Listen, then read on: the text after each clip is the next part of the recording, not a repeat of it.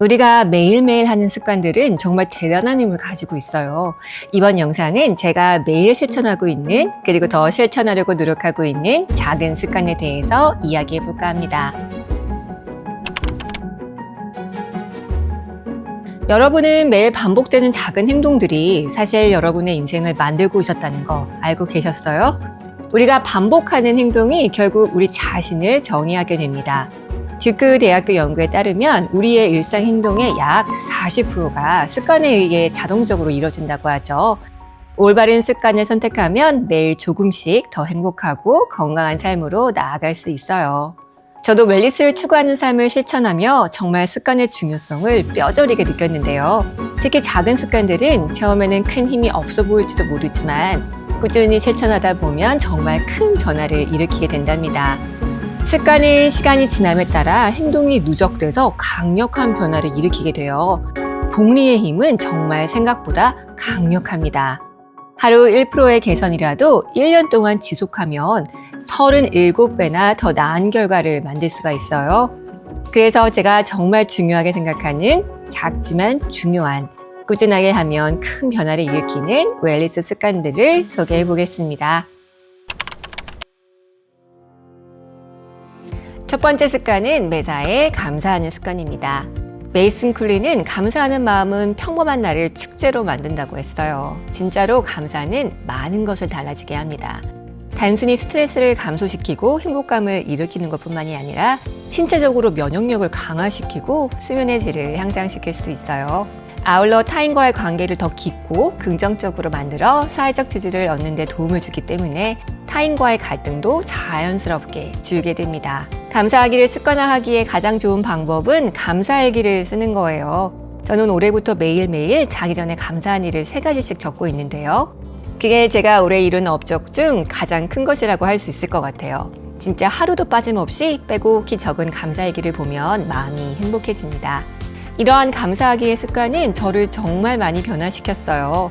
가지고 있는 것에 더 행복하게 할 줄 만들고 어떠한 일을 대할 때 스트레스 지수가 급격하게 내려갔습니다. 아울러 감사하는 실력이 늘어나면서 처음에는 3개 정도 감사한 일을 겨우겨우 찾았다면 지금은 어떤 처지에 있든 무엇을 보든 정말 감사한 일이다 라는 말을 버릇처럼 하고 다니게 되었어요. 아무것도 아닌 일에 감사할 수 있는 멋진 능력이 생겼다고 할까요? 하늘을 보면 높고 청량한 하늘이 있음에 감사하고 샤워를 하면 씻을 수 있는 따뜻한 물이 있음에 감사하고 아들과 놀 때면 이실하기 허락됨이 너무 감사한 거예요. 그러다 보니 삶의 질은 올라갔고 가지지 못한 것보다는 가진 것에 만족하고 행복하게 되었습니다. 처음에는 쉽지 않을 거예요. 하지만 하루에 감사한 일 3가지만 적는 습관 딱 2달만 해보세요. 달라지는 여러분을 만날 수 있을 겁니다.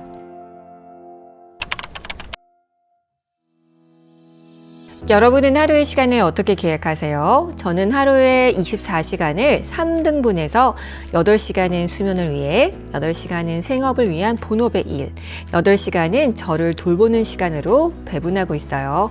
저는 10시에 잠들어서 5, 6시에 일어나려는 규칙을 가지려고 노력하고 있습니다. Why We Sleep의 저자 수면 전문가 매튜 워커도 성인 적정 수면 시간을 7시간에서 9시간이라고 정의를 해요. 또 다른 8시간은 생계를 위한 일을 위한 시간입니다. 물론 이는 조직의 특성상 힘든 분들도 계시겠지만 프리랜서로 일하는 저에게는 가능할 수 있더라고요. 마지막으로 8시간의 셀프케어의 시간은 많은 시간인 것 같지만 사실 그렇지는 또 않아요. 왜냐하면 이 시간은 집밥을 해먹는 시간, 운동을 하는 시간, 독서를 하는 시간, 몸을 씻는 시간, 명상을 하는 시간, 집안일을 하는 시간, 가족들과 친구들 만나는 시간 등 나를 돌볼 수 있는 시간을 의미합니다. 그런데 우리는 상당 부분 마지막 8시간의 셀프케어 시간을 제대로 보내지 못하는 경우가 많아요. 일이 너무 많아서, 피곤해서, 더 중요한 일이 많아서, 너무 바빠서 등의 이유로 직접 요리를 하거나 운동을 하거나 가족들과 보내는 시간들을 기꺼이 양보하고 희생하죠. 하지만 이 셀프케어가 잘 지켜져야만 우리는 잘 챙겨 먹을 수 있고 운동도 꾸준히 할 수 있고 가족과 지인 간의 유대감을 쌓을 수 있는 거잖아요. 그게 바로 건강하고 행복해질 수 있는 제일 중요한 시간일 수가 있습니다. 쉽지 않은 일이지만 또 노력하면 가까이 다가갈 수 있는 목표더라고요. 그래서 저는 하루를 3등분으로 나눠서 치우치지 않는 균형적인 삶을 살려고 노력하고 있습니다. 집밥을 해먹자고 하면 참 고리타분 이야기 같죠. 아마 집밥은 외식, 배달식, 레토르트 음식 등으로 충분히 아웃소싱할 수 있는 집안 허드렛 일로 생각해 왔기 때문일 거예요. 그러나 나에게 맞는 음식을 직접 요리해서 만들어 먹는 행위는 절대 아웃소싱할 수 없는 우리의 중요한 매일의 라이프 스타일이어야 해요. 문명의 편함을 누리는 것도 중요하지만 우리의 건강을 위험에 빠뜨리면서 편함을 찾다 보면 분명 문제가 생깁니다. 우리는 먹는다는 행위로 삶을 이어가죠. 먹지 않으면 죽어요. 저는 언젠가부터 내가 먹는 것에 대해서 책임을 지겠다는 생각을 가지게 된 것 같아요. 빅푸드 회사들이 현대 푸드 시스템을 하나씩 침투해가며 우리 식탁 위에 올라가는 음식의 반 이상을 가공식품으로 만들어버리는 우리의 식생활에 그리고 식문화에 엄청난 변화가 생겼습니다. 그러한 변화에 휩쓸리지 않고 내가 먹을 재료를 내가 직접 정하고 내 몸을 사랑하는 마음으로 직접 요리하는 습관은 단기적으로도 장기적으로도 최고의 투자 활동이 됩니다. 이 또한 복리로 영양이 커지면 나이가 들지만 더 건강해질 수 있는 엄청난 큰 결과를 가져올 수도 있어요. 건강한 식단을 너무 어렵게는 생각하지 말아주세요. 식사 시간을 그저 맛있는 음식을 먹는 데서 끝내는 게 아니라 내 몸을 아끼고 사랑하는 과정이라고 생각을 해보세요. 매일 나를 위한 정성 들인 식사를 준비하는 것은 미래의 건강한 나에게 응원을 보내는 것과 같으니까요. 제가 처음 캐럴 드웨이의 성장 마인드셋 책을 읽을 때는 에이, 당연하고 뻔한 이야기네 라는 생각에 대수롭지 않게 읽어내려갔어요. 그런데 삶의 힘든 순간들과 도전의 순간들을 만나면 이 성장 마인드셋이 참 크나큰 역할을 하곤 했습니다. 그로스 마인드셋이라고 하는 성장 마인드셋은 심리학자 캐럴 드웨이가 제안한 개념으로 우리의 능력과 지능은 고정된 게 아니라 노력과 학습을 통해 발전할 수 있다는 믿음을 뜻해요. 즉, 실패나 실수가 끝이 아니라 배우고 성장할 수 있는 기회로 보는 사고 방식입니다. 왜 성장 마인드셋이 중요할까요? 우선 고정 마인드셋을 가진 사람은 실패를 두려워해 도전하지는 않아요. 반면 성장 마인드셋 사람은 실패를 통해 더 배우고 더 나아지는 기회로 삼아버리죠. 성공한 사람들이 공통적으로 말하는 비결이 바로 끊임없이 배우고 도전하는 태도잖아요. 이렇게 실패가 아니라 성장의 기회로 인식하게 되면 내가 세워둔 컴포트존 안전지대에서 벗어나 상상하지 못했던 나의 가능성을 발견할 수 있습니다. 제 인생을 돌아보니 크고 작은 역경들이 당시에는 힘들기는 했지만 그러한 이벤트들이 많이 성장하고 배우는 터닝포인트였음이 이제 보이더라고요. 예전에는 앞으로 이러한 역경이 오면 어떡하지 라고 두려워했다면 지금은 그 역경이 오더라도 난 무언가를 배우고 성장할 거야 라는 마음의 근육이 생기더라고요. 성장 마인드셋 습관을 가지려면 다음과 같은 방법이 필요합니다. 첫 번째는 실패를 두려워하지 말고 배우는 거예요. 그리고 아직이라는 단어를 종종 사용하는 겁니다. 나는 이 일을 못해가 아니라 나는 아직 이 일을 못해 라고 말하면서 가능성을 계속 열어두는 거예요. 마지막으로 타인이 주는 피드백을 기분이 상하는 말로 인식하기보다 성장의 모멘텀이 될 것이라는 관점으로 기쁘게 받아들이고 더 나아질 수 있는 소중한 자원으로 택하는 겁니다. 우리가 흔히 듣는 회복 탄력성과도 어쩌면 결을 같이 하는 성장 마인드셋. 그렇게 생각을 바꾸려는 습관은 당신을 더 성장하게 하고 분명 더 행복하게 한다고 자신합니다. 제가 또 제안드리는 습관은 긍정적인 표현만 입에 올리는 거예요. 다른 말로 그 어떠한 부정적인 말을 올리지 않으려고 하는 습관을 장착하는 겁니다.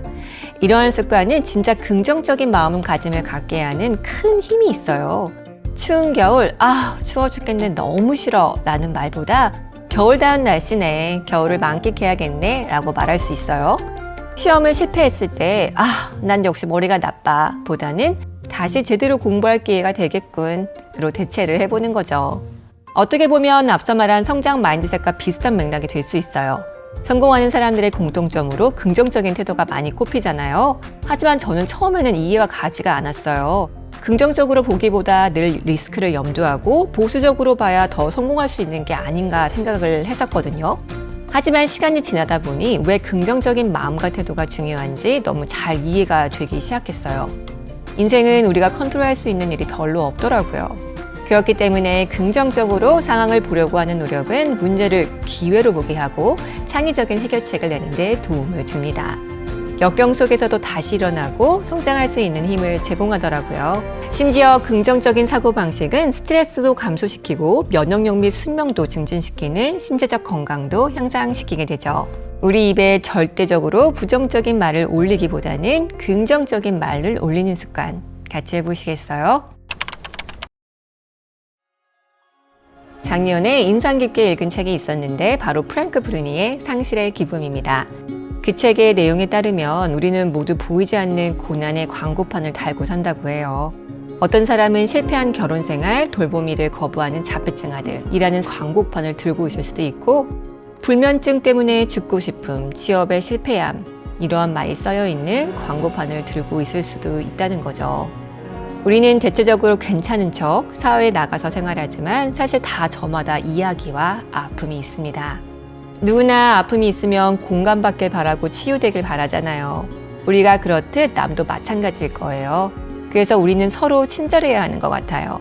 나에게도 친절하고 타인에게도 친절해야 되는 거죠. 특히 나에게 친절할 수 있는 사람이 남에게 친절할 수 있다고 하죠.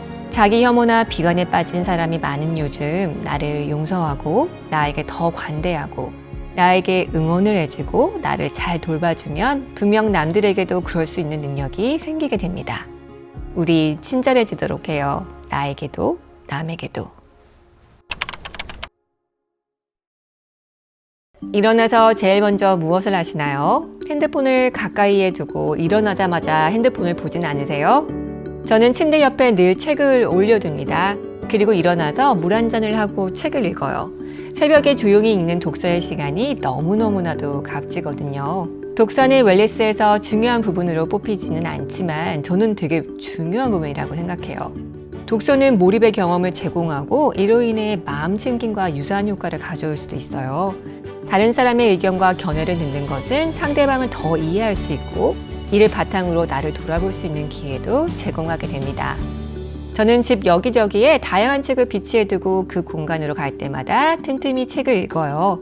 하루에 20페이지만 읽어도 1년에 20-30권의 책을 읽을 수 있다는 사실 여러분은 아시나요? 한 자리에서 한 권을 다 읽을 필요는 없어요. 늘 책을 가까이 두고 조금이라도 읽으려고 하는 습관은 분명 우리의 삶을 더 풍요롭고 행복하게 할 겁니다.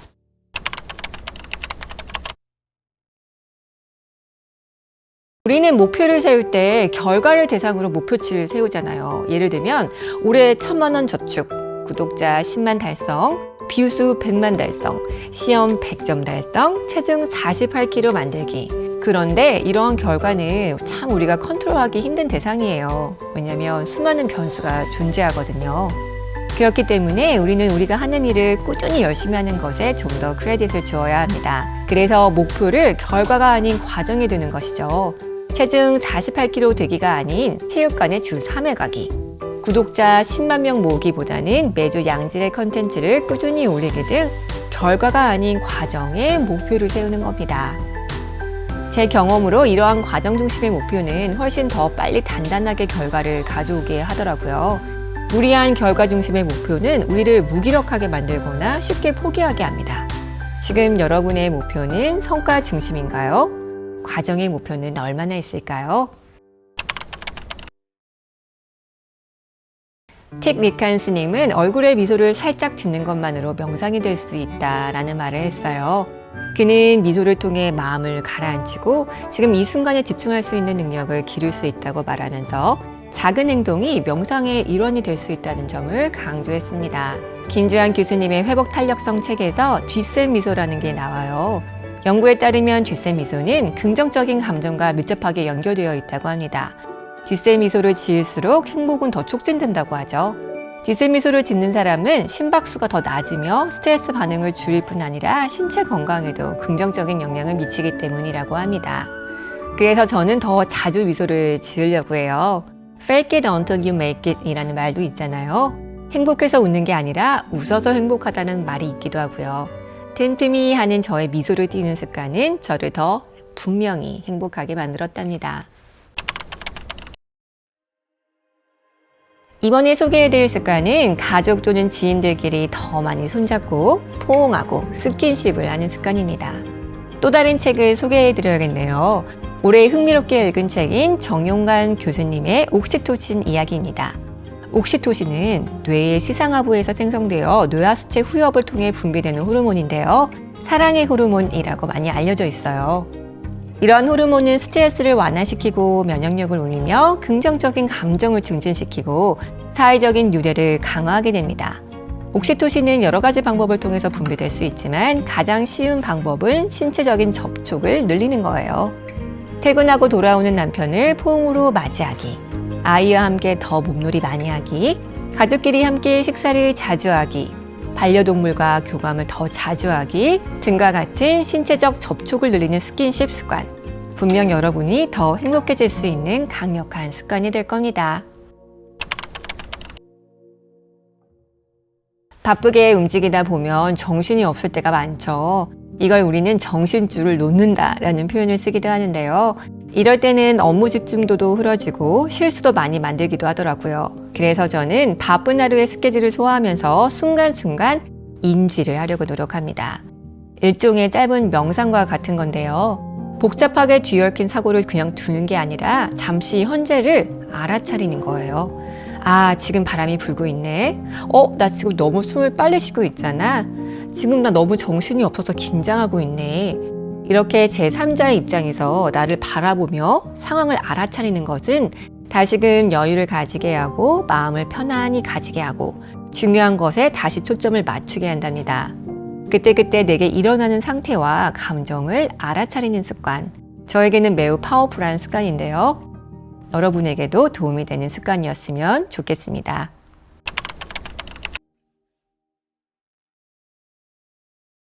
우리가 목표를 세울 때 흔히 남들을 벤치마킹을 많이 하잖아요. 누구처럼 되고 싶다, 누구만큼 되고 싶다, 누가 한 것만큼 부자가 되고 싶다, 그래서 인정을 받고 싶다. 제가 경험한 바로는 남들과 비교하는 인생은 스트레스를 급격히 높이고 생산성을 떨어뜨리고 진짜 내가 하고 싶은 거, 내가 잘할 수 있는 부분을 못 보게 만들 수 있는 끔찍한 인생으로 만들 수가 있어요. 우리가 비교해야 할 대상은 남이 아닙니다. 바로 어제의 나 자신이에요. 어제의 나보다 1%라도 더 나아지는 내 모습. 1년 전, 3년 전, 5년 전보다 나는 얼마나 성장해 왔는지, 그리고 그렇게 노력한 나를 어떻게 응원해 왔는지. 여기에 좀 더 집중을 하게 된다면 슬럼프에 빠지거나 괴로워할 가능성은 줄어들고 더 큰 성장을 이룰 수 있는 소중한 습관으로 자리 잡을 수 있음을 저는 확신할 수 있어요. 우리 어제의 나보다 1%씩만 더 나아지는 날을 목표로 해봅시다. 여러분은 하루를 어떠한 습관으로 채우고 계신가요? 그 습관들은 여러분을 더 행복하게 해줄 이기는 습관일까요? 새해를 맞이해서 좋은 습관으로 나의 하루를 채우는 연습 같이 해보시겠어요? 저는 오늘도 여러분의 홀섬한 식사를 응원하겠습니다.